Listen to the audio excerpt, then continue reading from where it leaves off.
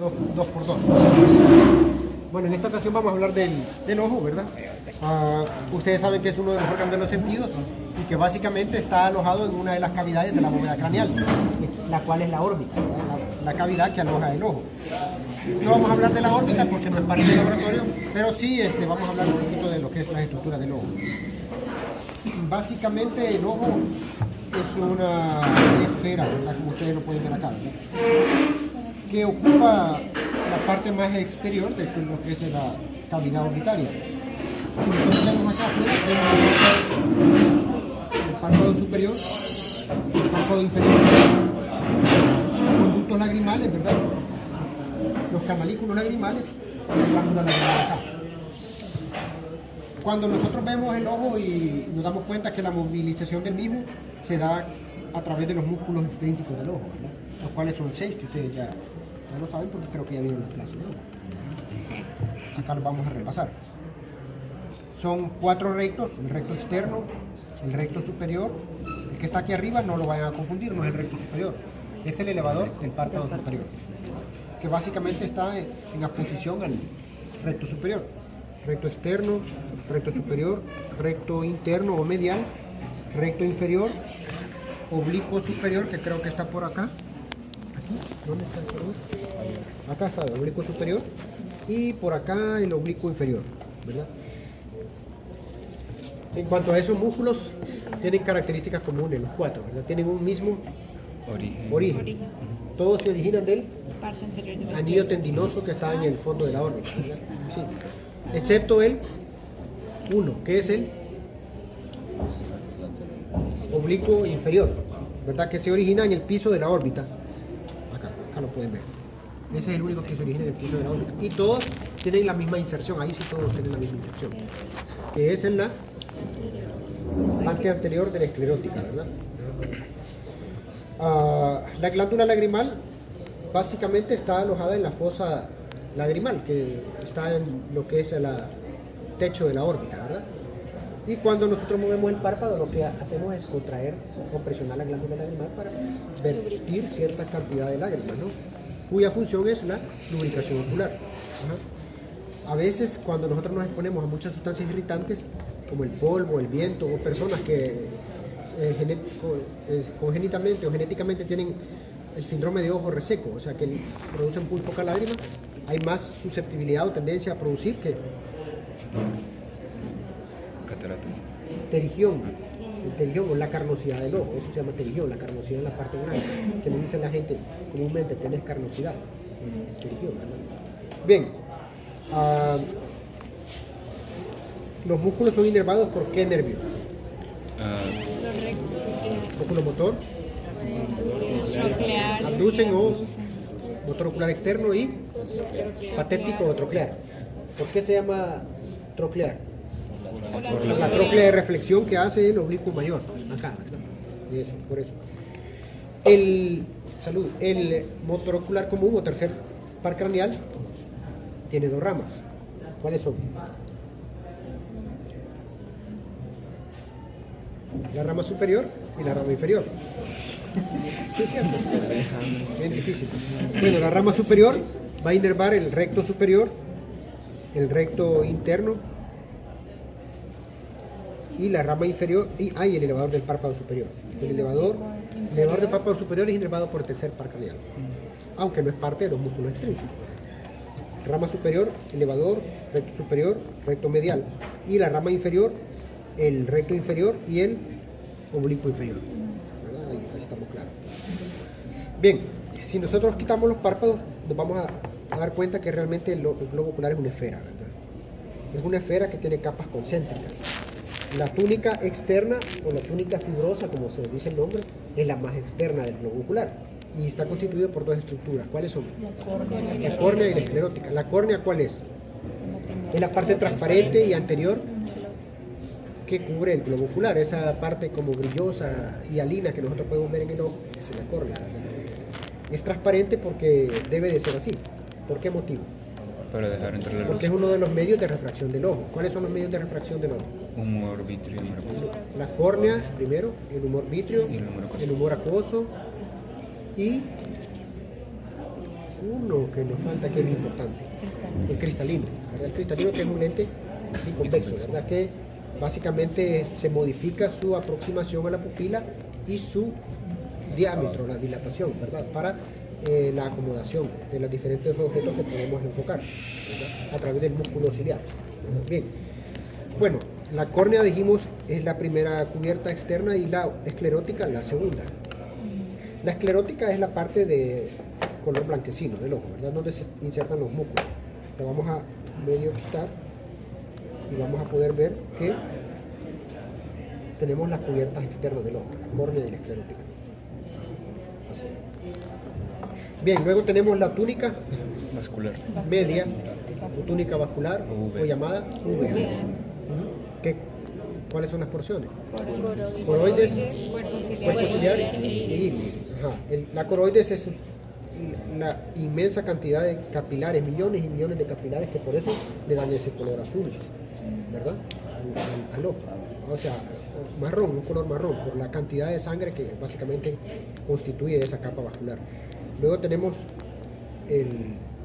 los procesos ciliares, ¿verdad? Los procesos ciliares es la acumulación en total de el cuerpo ciliar, es la acumulación total de los procesos ciliares, ¿verdad? Y en la periferia, aquí debería estar el músculo ciliar, fijando el ¿qué? El cristalino. ¿verdad? Por eso la mayoría usamos lentes después de los 35, 40 años, porque el músculo ciliar va perdiendo elasticidad y movilidad, entonces no podemos acomodar bien. Por eso son las prótesis oculares, que son los lentes, ¿verdad? A veces hay defectos ya de más antes, como la miopía, la hipermetropía, que eso no tiene que ver con, pero los movimientos del cristalino sí, tiene que ver mucho con eso. Bien, bueno, estábamos hablando de la túnica vascular, que es la coroides, el cuerpo ciliar con sus procesos ciliares y el iris, ¿verdad? El iris es un disco circular que básicamente le da el color a los ojos. ¿De qué depende el color? De la los ojos? melanina. De la melanina. Eso quiere decir que las personas, mientras más melanina tienen, la posibilidad de tener ojos oscuros es más probable.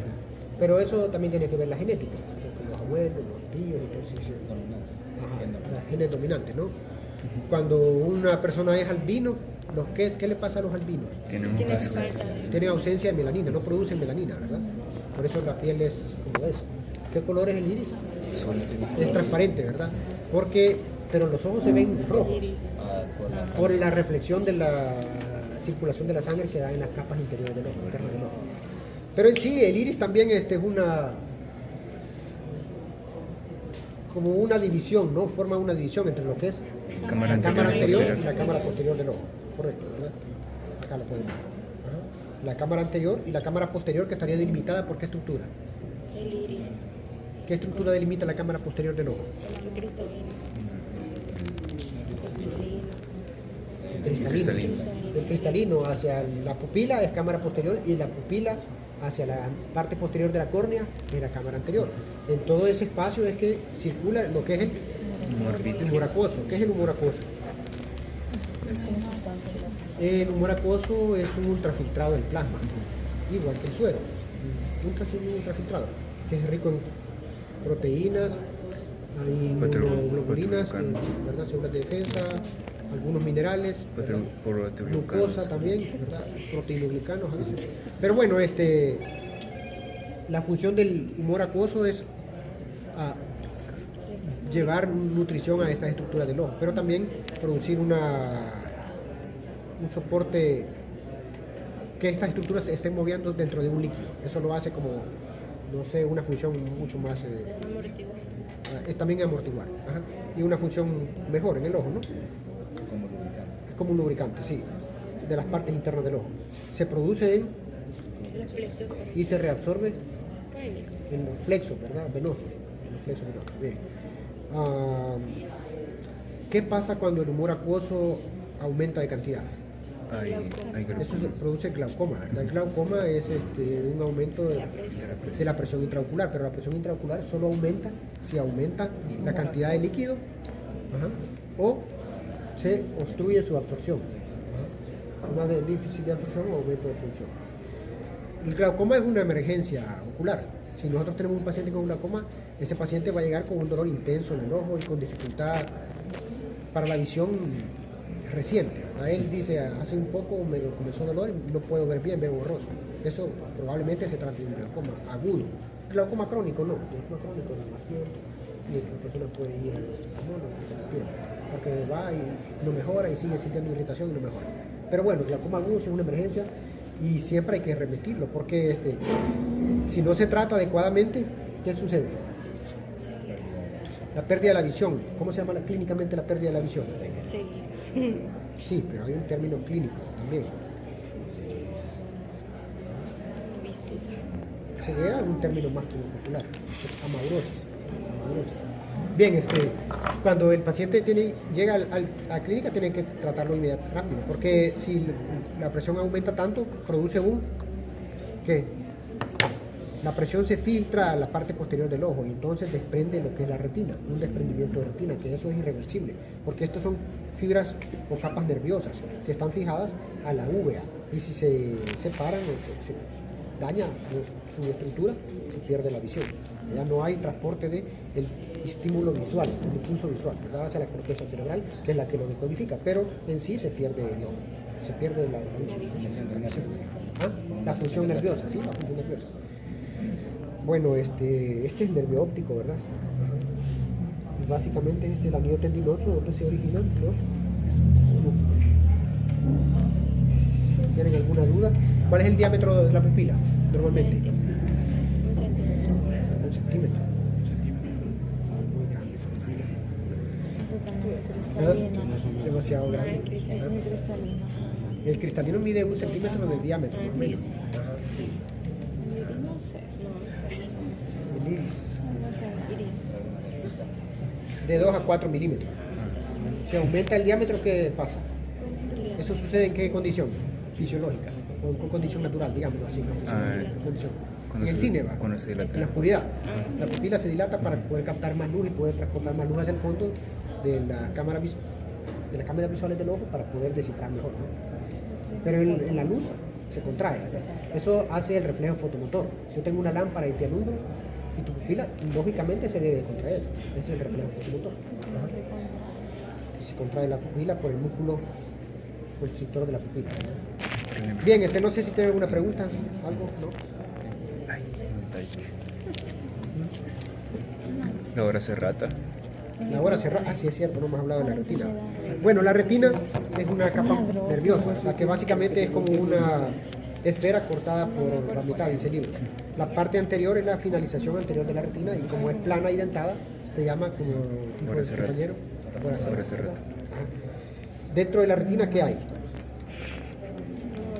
El humor vítreo. ¿Y el humor vítreo? ¿Qué pasa con el humor vítreo? ¿Es similar al humor acuoso o no? Sí. ¿Sí? Es más. Es bastante parecido, pero es más viscoso, es más denso. Ajá, sí. Tiene una osmolaridad más alta, ¿no? Porque tiene más cantidad de sustancias. Y la principal es la proteoglicano.